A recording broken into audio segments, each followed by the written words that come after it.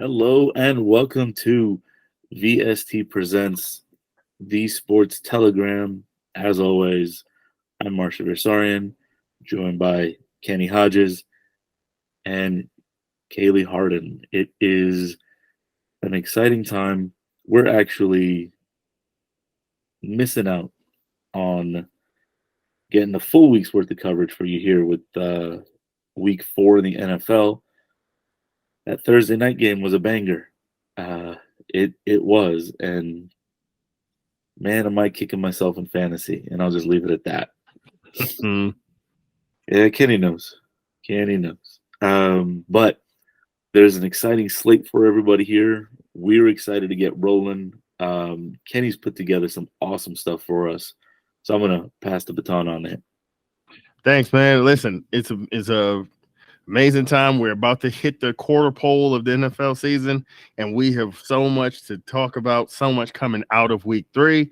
And as usual, if you're following us, you know we all have our rooting interests. We all have our teams. We all come from different places, and we have our teams that we root for.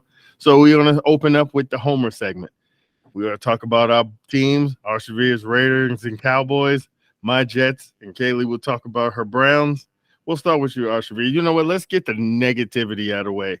For 2/3 of this podcast, it was not a fun Sunday, to say the least. We'll start with you. Give me your thoughts on what the Raiders coming out of that Sunday night game against the Steelers and that debacle with the Cowboys against the Cards. How are you feeling about where your teams are sitting right now? Feeling, I don't have feelings anymore after that. I mean, the Raiders don't have an offense. They don't throw the ball to Hunter Renfrow, who is an amazing wide receiver. And outside of Devontae Adams, they don't have anybody. Like, it baffles my mind that the way this team has been put together like this. Okay, yeah, Jacoby Myers. No. He's okay. But if you're not using somebody who's proven himself to be a great threat in the receiving game in Renfrow, you're handicapping yourself. It's good to see Jacobs actually carrying the load and doing what he's supposed to do.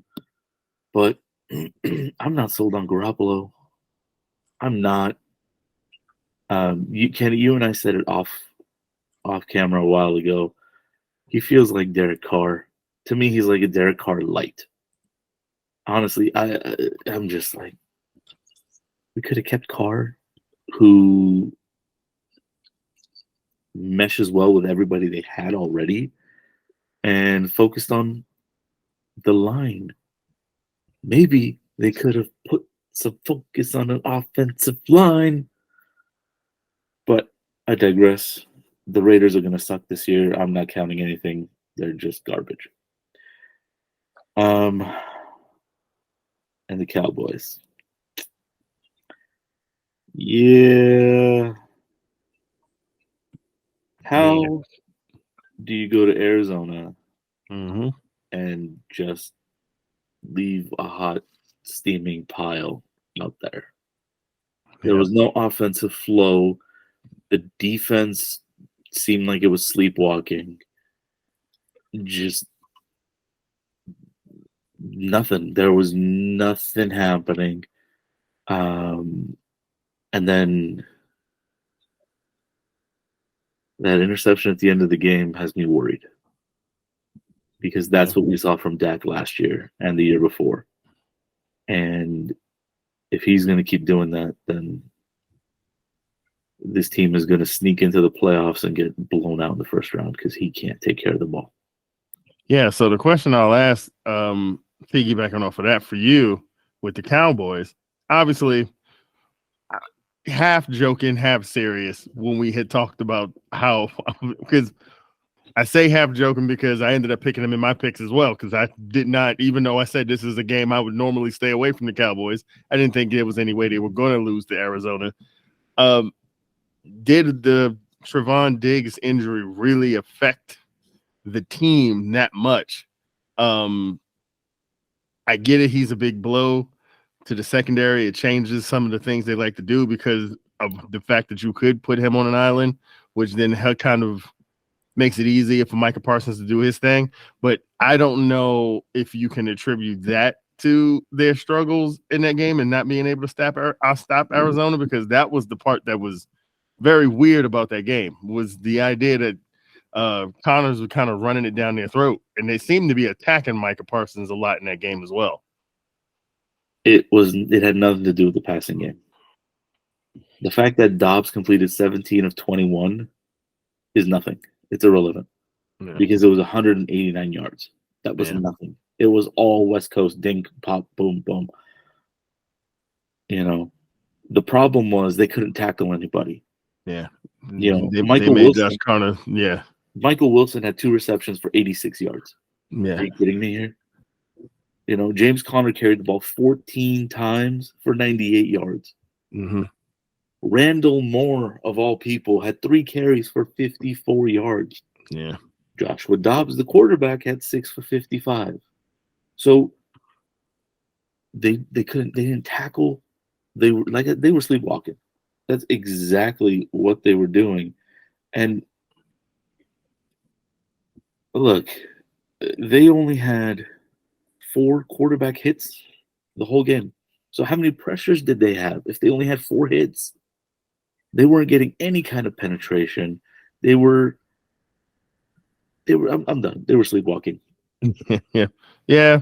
And before I get into my team, the last thing I'll add is, that red zone interception is a little alarming, because here's what's intriguing about that is the idea that you can't blame it on Kellen Moore. He's not here.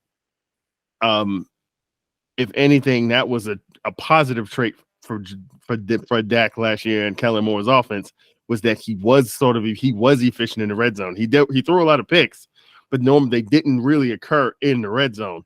So seeing a pick like that does send some red flags. And speaking of red flags, we'll move in to my team. I'm gonna keep this short and sweet. We know what the issues are. This team was built for Aaron Rodgers, not for Zach Wilson. The plan was for Zach Wilson to sit for 2 years and learn behind the master, and then we get to see if he could take the reins as an NFL quarterback. Someone sent me a video earlier. I meant to send it to you guys, and I forgot, because it was really rude of my friends to do this. Someone sent me a scene from the movie Spy Kids. I don't know if you guys are familiar. There's a scene in the movie Spy Kids where there's the kid, he's going to be the leader. And he's like, well, I'm the leader. And they're like, no, you're not the leader. And then out comes the hero. He's going to lead them to the promised land.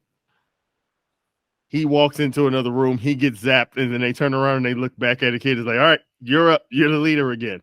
That's essentially what has happened to Zach Wilson. I didn't love being reminded of that. That sucked. It fit. It was very apropos. I just don't know.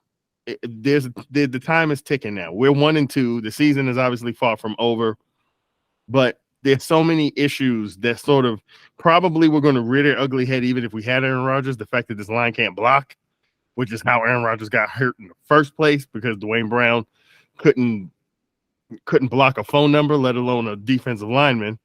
And he got, Zach Wilson's also running for his life. You can't tell if the kid can play if he has no time to kind of figure things out. So, and it just feels like it's frustrating because this defense is really good. We're wasting a good defense because you just need a quarterback to be average. And this team will probably win 9 or 10 games because of how good we are on the other side of the ball.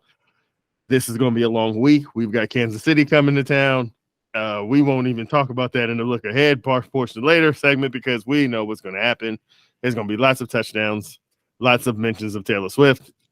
I'm sure there's a DraftKings prop bet out there somewhere about what gets mentioned more, Taylor Swift or what happens more Taylor Swift mentions or Jets points scored. If that does exist, take Taylor Swift. That's a pretty safe bet. That's all I've got to say about the Jets. And now moving on, you know what? We got the Go ahead. How How do you feel about the letter that Colin Kaepernick wrote to the Jets about being their practice squad quarterback? Here's how I feel. It makes me sad a little because I do think that he should get an opportunity. I don't know if the Jets is the place to get that opportunity just because there's such a media circus. We're already a freak show as it is because of how this season is all coming to wraps. How some things have sort of unraveled. I do think that he should be in this league. You will never convince me that there are 64 guys better than Colin Kaepernick in terms of him being on someone's roster and being a viable member of a roster. I mean, I love the fact that he still wants to play. I don't, man, it's a tough situation. Like I don't know how to feel about it, but I can tell you what, he couldn't be any worse than what we're putting on the field right now. I'd give him a shot just for that alone. Because I mean, what the hell? Why not? Because I mean, if they thought that Jets fans would breathe a sigh of relief because you signed Trevor Siemian this week, that's not going to cut it. So, I hope he gets a chance somewhere. I maybe with time someone will give him a chance on the practice squad, because that's the thing too, is like I also don't want to see him begging for a practice squad spot. That's the other part too that's just kind of sad about it, because he's not a guy that should just be on the practice squad. And the NFL should quite frankly be ashamed of themselves that he has been blackballed to this degree, because I had to watch Josh Johnson play in the NFC Championship game against the Eagles last year when all those Niners quarterbacks got hurt, and I'm like, this guy has a job and Colin Kaepernick doesn't. It's weird. So, but we got the ugly out of the way. We're going to end this positive. We're going to end this segment on a positive note. Kaylie, your Browns put a beating on the Tennessee Titans and moved to 2-1, and they look like that defense looks like the real deal. We talked about the first couple of weeks about Deshaun Watson, and sort of it kind of came to fruition. If he's not abjectly terrible, if he just does his job, apparently the Cleveland Browns defense is so good that as long as he doesn't lose the game, Myles Garrett is going to kill a bunch of people, and they're going to win some ball games. So, how you feel about your team coming out of week 3, heading into a big matchup here in week 4? Well, let me qualify everything I'm about to say with the fact that the 1 week I went back on my Browns, they balled out, and I'm so mad because the picks that I went with, they let me down still. So I'm a little disappointed in myself for that, but lesson learned, don't bet against the Browns. And I should have known this already. There was during our really bad season, I think it was back in, I want to say like 2017, there was a season where the Browns had the potential to go 0-16, and Cleveland being the city that it is and still loving the Browns and wanting to celebrate them anyways, even though they were the worst team in the league, we decided that we would there was a petition going around for a 0-16 parade. And that year, I remember. Everyone bet against the Browns. I remember that, yeah. Everyone bet against the Browns to lose to the Chargers, because that would have been the 16th game that they had to lose in order for us to get the parade. And what did they do? They go and beat the Chargers. Yeah, they go beat the Chargers, yeah. Yep. So anyways, lesson should have been learned. I should have known. Don't bet against the Browns, and don't let all the heartbreak that they've given me jade me for life. So anyway, that being said, I was at a Browns backers bar in Hollywood on Sunday, and it was the best time ever, except for they didn't let me scream "Here we go, Brownies" on the mic when we won. So that I'm a little upset about that. But aside from that, like you said, Myles Garrett had an amazing game. He balled out. I also thought it was really Kareem Hunt. It was great to see him back on the field. But in addition to all that, the whole team rallied together. I think after losing Nick Chubb and losing the game last week, I think it didn't put them down. It reinforced that underdog mentality that Browns fans and the Browns team has embodied for so long. And getting kicked twice in 1 week with the loss and with the loss of Nick Chubb, that brought the dog out in the Browns. And we came back this week. All the players had Chubb written on their wrists. their wrist wraps, and that was the theme of the week for them, was to just win that game first. It was called Dub for Chubb was the little slogan they had going, and they definitely did that. And as far as their defense, you mentioned their defense. Their defense has a total of 155 tackles this season so far. They've got 9 sacks. But the way that their offensive line protects Deshaun Watson is insane. They give that man so much time in the pocket, so much time. And so it makes it easy for him to be able to make the passes that he needs to. And he likes to go deep, which is, he needs more time to do that. But then we have strong running backs still that can carry the ball when we need. So it's all just a matter of making sure that we're not burning out our O-line in order to get those passes in, and we're not burning out or hurting our running backs and then having to rely so heavily on that O-line and on our receivers. So I think if we can continue to do that, I think if the Browns can continue to have that balance and Deshaun Watson can remain focused and really lead this team, I think that we have an amazing season ahead of us. And I think that we win against the Ravens. Please. And there's a name on that defense. Obviously, we talk about Myles Garrett. I talk about my boy Owusu Koromora because, any Notre Dame guy in the league, he's immediately my favorite player in the NFL because, hey, we don't win national championships, but we put more talent in the league than just about any damn team in this league, in any college team out there. But there's a name on that defense that I think is going to be a household name by the time we get to the end of the year. Can I guess what it is? Who you think I'm going to say? It's either Ward or Delpit.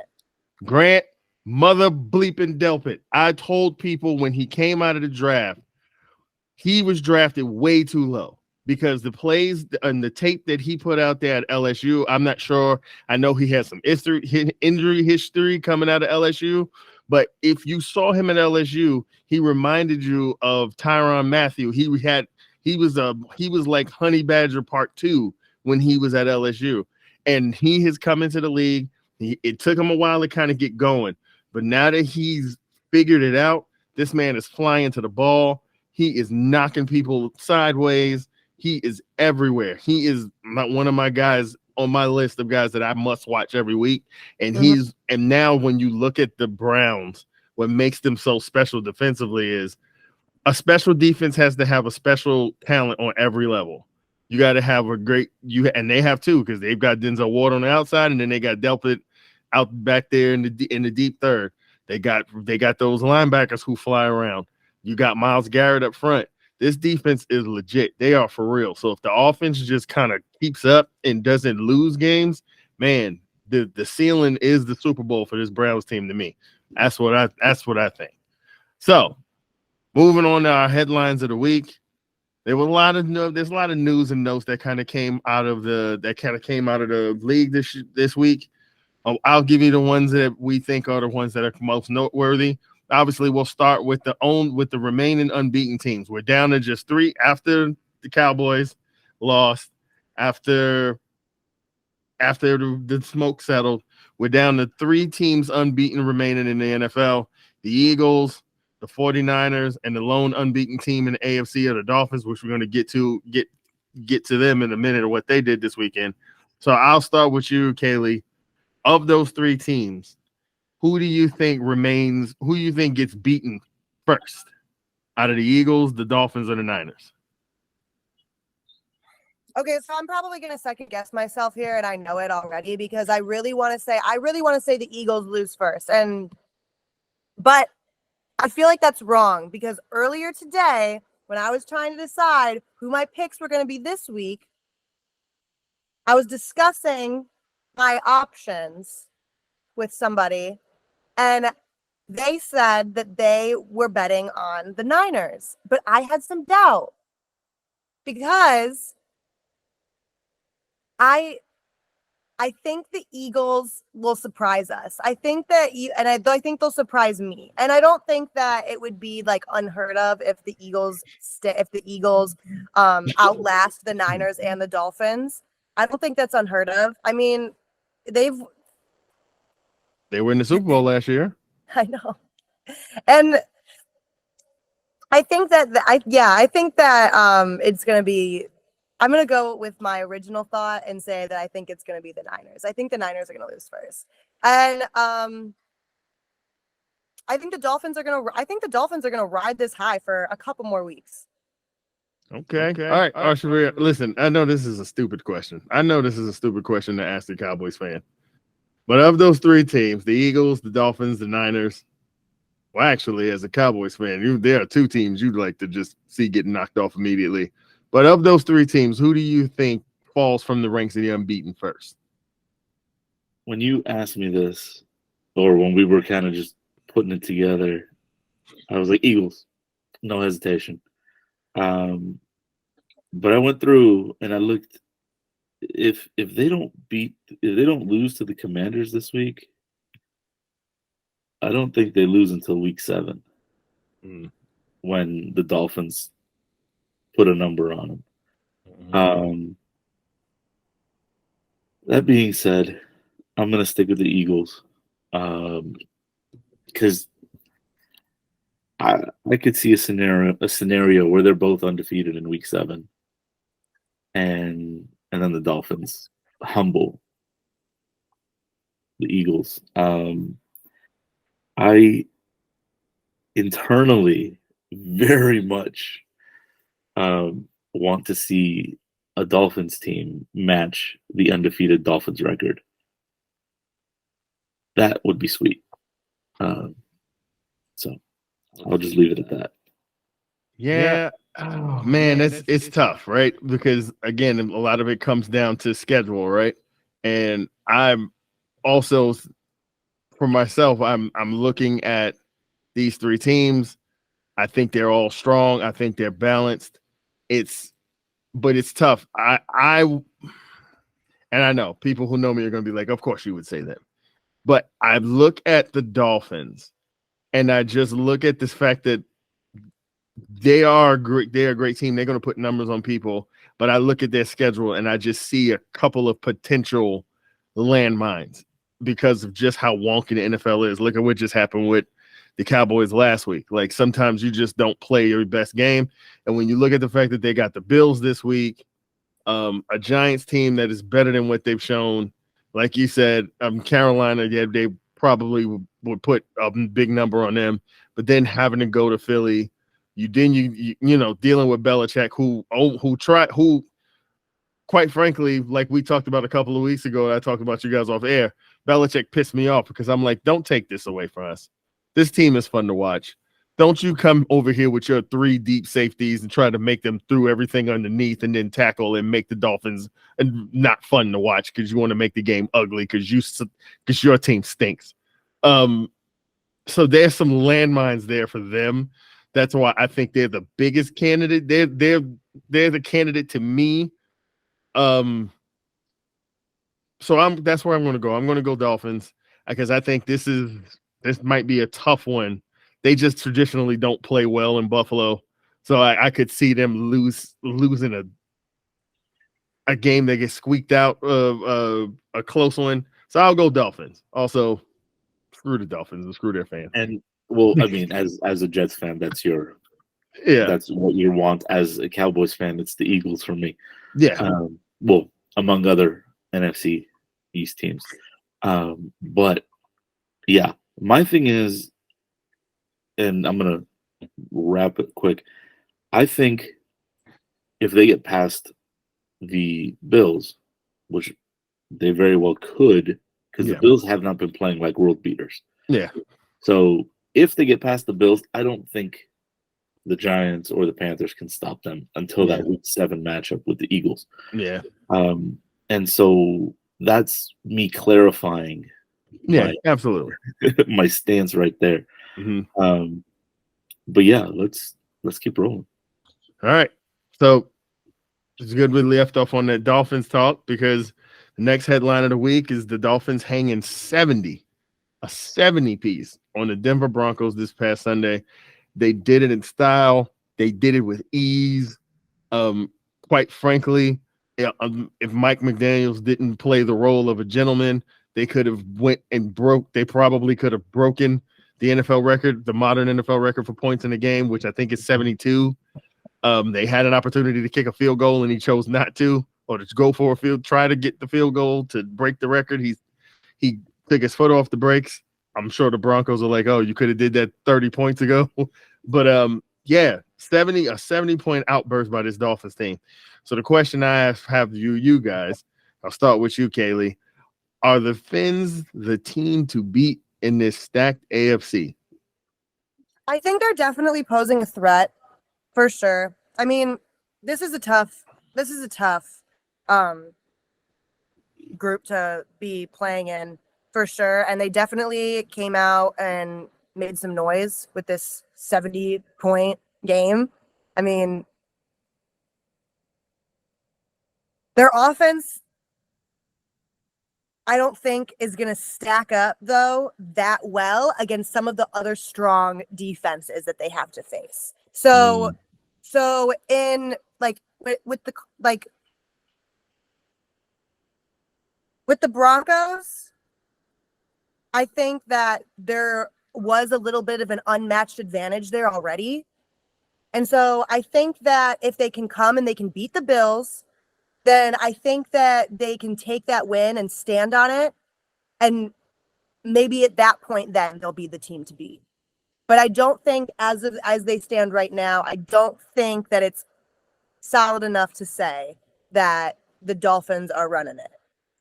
Okay, so Arshavir, here's I'll rephrase the question for you this way, into a two-parter. I ask you, are the Fins the team to beat in the AFC?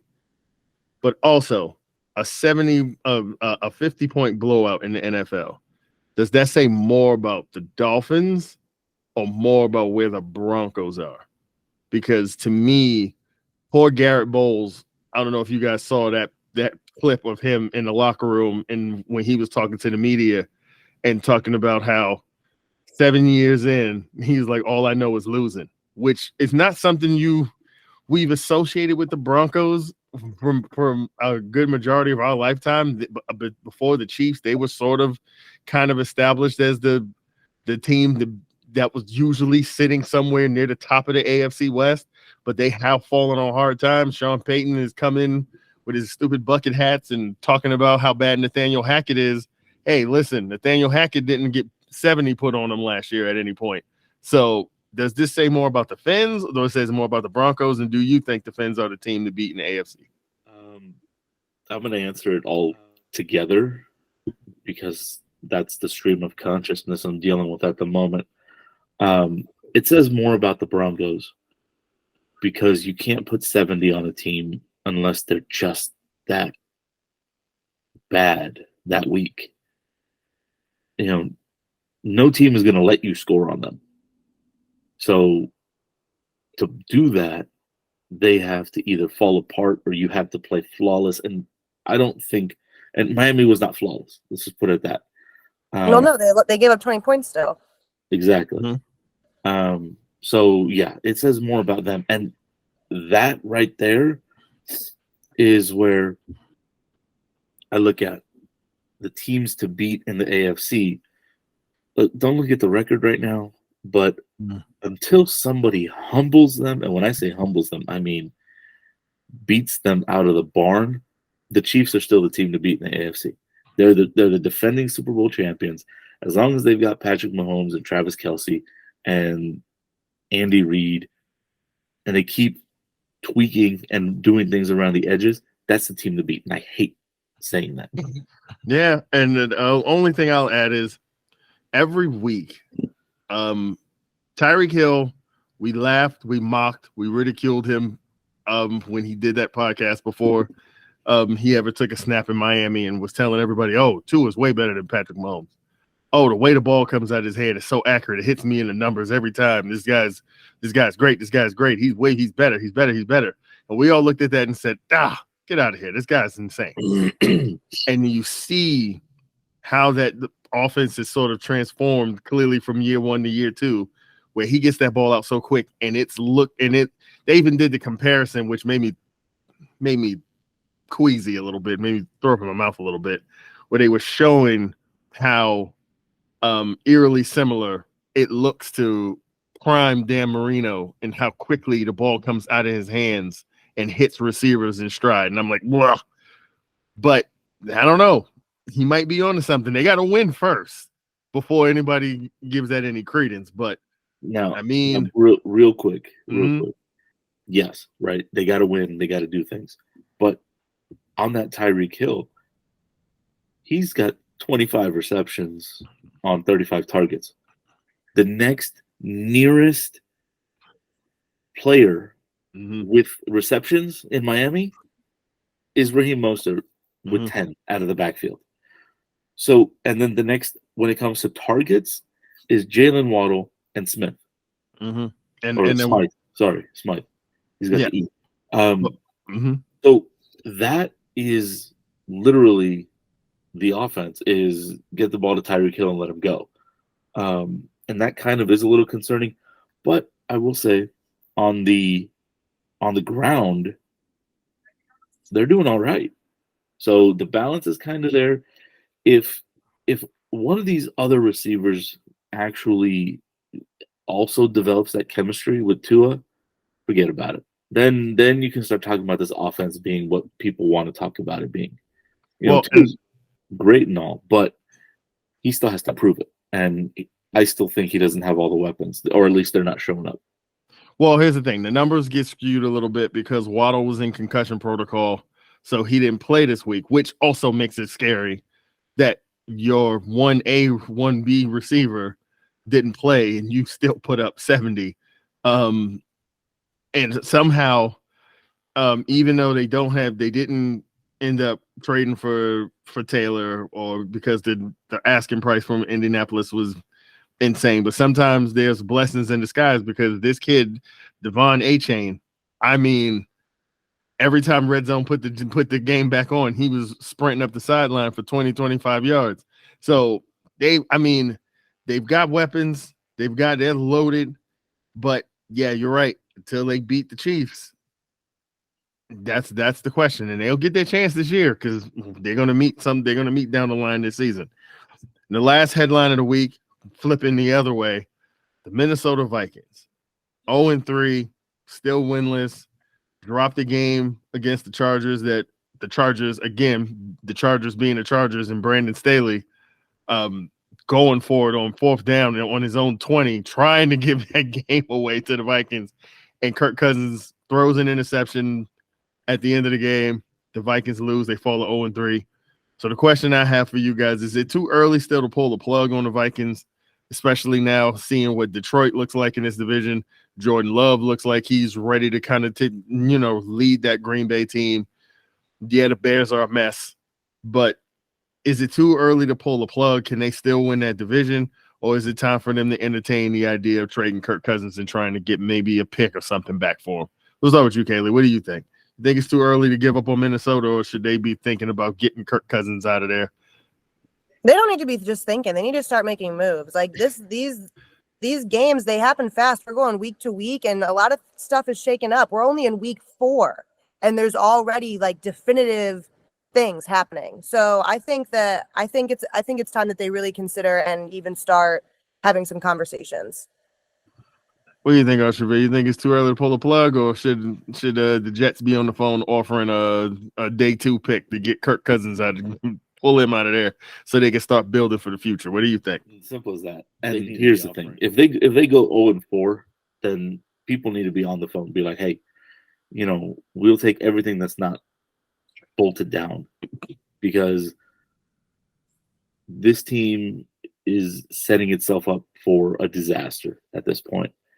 And if the Chargers are trying to give the ball to you and just give the game, and then you just give it right back, you've got some issues, because the Chargers are abjectly terrible this year.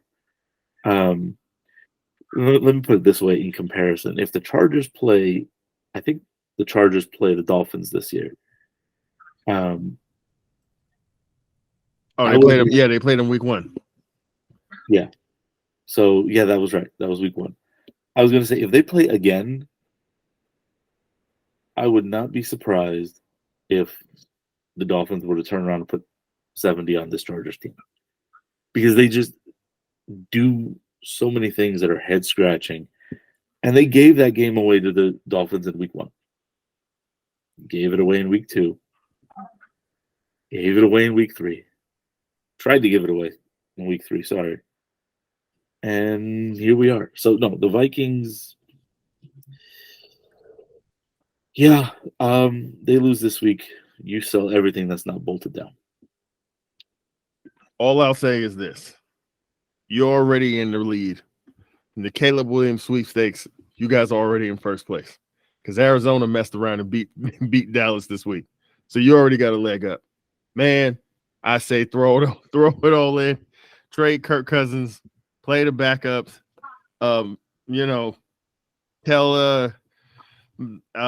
Tell Justin Jefferson he's gonna get his money. We're gonna go half speed this year. Keep yourself healthy, kid. We're gonna tear up that rookie deal and make you the highest paid receiver in the league because by God, your numbers, you deserve it. And I say they just throw the season away because the thing is, even when you watch them, as quiet as kept, they let a lot of guys go, especially on the defensive side in the offseason, which kind of feels like they started to tank already. But as long as you got Kirk Cousins and Justin Jefferson, people are still going to expect you to win. But clearly, this team is not really built to beat or compete with the top teams in the AFC in the NFL, period. Go ahead and trade Kirk to New York. Let him finish out the year. He'll go get paid somewhere, or he'll go do whatever, help the Jets out. We'll send you a day 2 pick. At this point, we're desperate. We got a good defense. We'll send you a 3rd rounder. We'll make it worth your while. Go ahead and throw this season away. Go get you Caleb Williams from USC and then pair him with Justin Jefferson and start rebuilding that thing the right way. So, on to our weekly pick segment where we put our heads and our hearts on the line, pick these games, and at the end of the year, we're going to see who comes out on top. We'll update the standings after 3 weeks. I am still in first place with 11 points, 8-4 overall.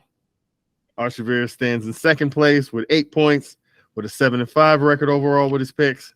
And Kaylie is still right there. She's in the mix, 6 points, 6-6 overall. Hey, 500 is nothing to sneeze at trying to pick these games in the NFL. So I will go first. I went last week. I'll go first this week. I went last week, buddy. You went last week? Yeah. Okay. All right. So who wants to go first? Do you guys want me to go first, or you guys want to go, or somebody wants to go first? I can go first. All right, Kaylie, you got it. You go I'm ahead not first. Scared. Hey, you know. All right, you're up. Who you got this week? Especially at 3rd place. What do I have to lose? I mean, for real. Okay, so I'm gonna go Chargers over Raiders to start. I also want to take Chiefs over Jets, and this is tempting, right? Because the Niners Cardinals game is like it feels like an easy grab, but I feel like I have to stand on what I said earlier about the Niners being the first to blow their perfect record. So I don't know if it'll be this week though. And for me, it's between picking the Niners over the Cardinals or going back to what's true in my heart and taking the Browns over the Ravens. But I do want them to win. So I feel like if I keep the Browns out of my picks, they beat the Ravens. So with that being said, I'm going to take the Niners. And then for my lock this week, I'm going to choose the Eagles over the Commanders. Ooh. All right. Okay. I like it. All right. Arshavir, what you got? Man, I did not like picking this week at all. It took every last bit of nerve in me to do this. Taking the Eagles over the Commanders.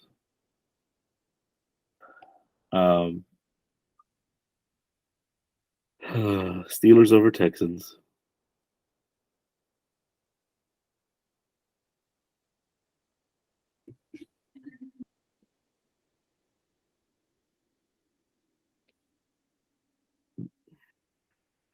I just waffled. I just waffled. I'm gonna do Bengals over Titans, and my lock is gonna be Chiefs over Jets. Yeah. And here's the waffle.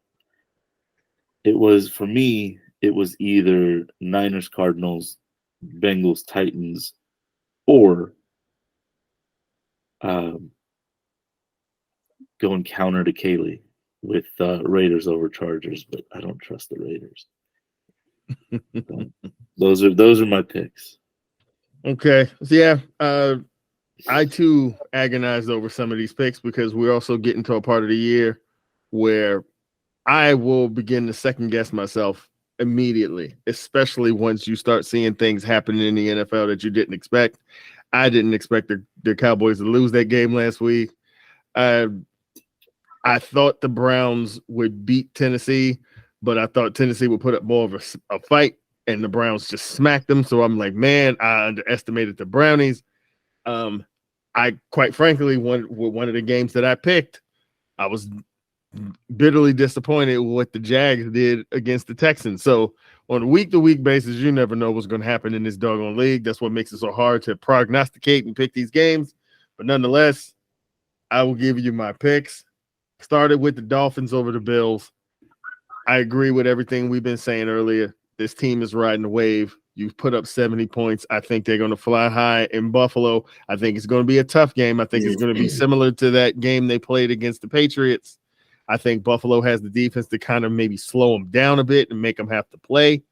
They won't blow Buffalo out of the building, especially if Buffalo can sort of replicate what they did in Washington last week, where Josh Allen throwing the ball more than 40 times is the death knell for this team. He can't throw that much. You got to lean on James Cook. You got to lean on those on Moss. You got to lean on those running backs, and take the ball out of his hand a little bit, so he doesn't farve your game up by throwing stupid interceptions. So, but nonetheless, I'm taking the Dolphins to win a close one there. I'm also inclined to pick the Steelers over the Texans. I know Kaylee's not going to like this, but I liked what I saw out of the Steelers last week. They got back to Steeler football in that Raider game. They ran the football. They played tough-nosed defense. They got back to doing things the Steeler way. Yes, you got this rookie and Kenny Pickett. You want to see if he can throw it up to George Pickens, but you know what? Sometimes you got to go with what has worked for you for years, and that's punching people in the face. I think the Texans are going to be feeling themselves a little bit because they got that win on the road last week, and they're going to think that, oh, we could win in this league. No, you can't. I think the Steelers are going to punch them in the face and win that game. This is the game, and I said I'm betting on them not doing it twice in a row because if they're as good as we think they are, there's got to be some anger in that Cowboys locker room, that embarrassment of what happened last week. I think they come home, Bill Belichick and how terrible he's looking with whatever's going on in his personal life. He's wearing that crap on the sideline. He looks awful these days. And I think even though the Patriots will try to make that game ugly, I think the Cowboys bounce back in a big way and they beat the crap out of the Patriots. And I think that's where I'm going with that one. And for my lock of the week, again, a lot of waffling.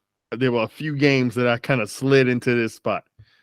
I wanted to slide my Jets in there, but I just can't do it. I don't have the heart to kick. I don't have the heart to kick us when we're down.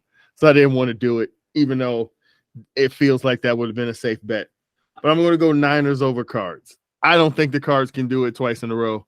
I think the Niners probably saw that Cowboys game as a bit of a wake up that they better come with their best effort against this Cards team, because if the Cardinals are supposed to be tanking, no one gave them the memo, and they're putting up a fight every week. I think the Niners are expecting that, and they come out with a professional effort, and I think they win that game. Maybe it might be close initially, but they're going to win it going away. So my picks, Dolphins over Bills, Steelers over Texans, Cowboys over the Pats, and my lock of the week, I'm going Niners over Cards. So that's interesting. All of us have a few of these weeks, our lock for our double points have been sort of the same. We all went different areas for this week, so it should be interesting in the wash when we come out of week 4 with these picks. So to wrap it up, We're heading into week 4. We recorded this a day late, so week 4 is technically already underway with the Lions putting a good effort on the road in Green Bay. But there are some really intriguing matchups as we've kind of touched on so far in this podcast. Obviously, the Bears and the Broncos, somebody's O's got to go. Everybody can't be for 1 week. Somebody gets to be happy and not be the worst thing in the NFL. Miami and Buffalo, that battle in the AFC East with 2 Super Bowl contenders. Obviously, Arizona trying to slay the Giants 2 weeks in a row against the Niners. The AFC North matchup with the Ravens and Browns is always fun. And you got an old NFC East rivalry kicking up again with the Commanders and the Eagles. So, Kaylie, obviously, I know you're going to have an eye on Raiders Browns. Is there anything else on that slate that kind of piques your attention this weekend in the NFL? Well, so earlier you had mentioned about like me not wanting you to choose the Steelers, which, yeah, I hate the Steelers and I want to see them drown in a sea of black and gold, whatever the hell they call it. But I don't think I can't knock how well they play with the tools that they have available to them. And so I think that's going to be a really good game. And I'm also excited to see out of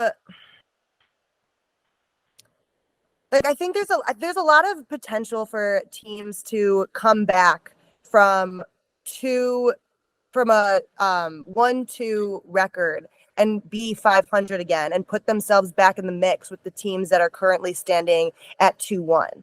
And so because it's early enough in the season for things to change, it makes all of it still very exciting. And I really want to see if the Dolphins hold up to the hype that they've been building. So those are the 2 things that I'm probably most excited for. All right, Arshavir, what you got? What's intriguing? What's piquing your interest on the NFL calendar this weekend? There's a bunch, but I'm going to keep it short and simple. The 2 that are on top outside of the homers,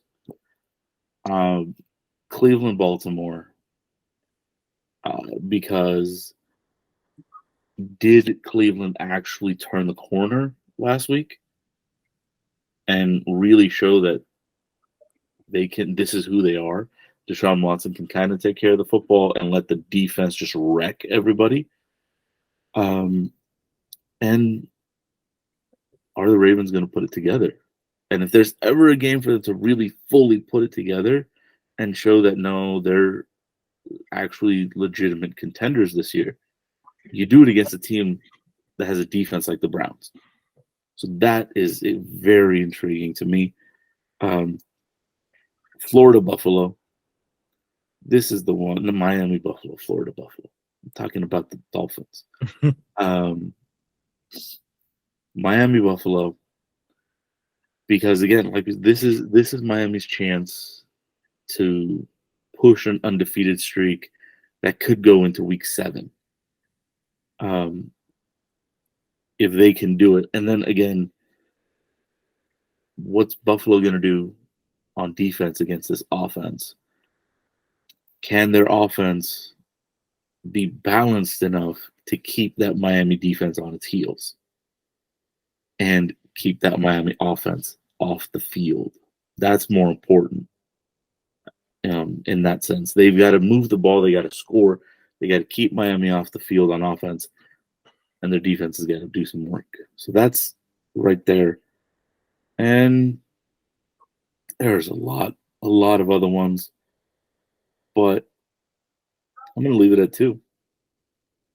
Yeah, you know what? I'm inclined to agree with those, especially when you're talking about the Ravens Browns and that game in particular.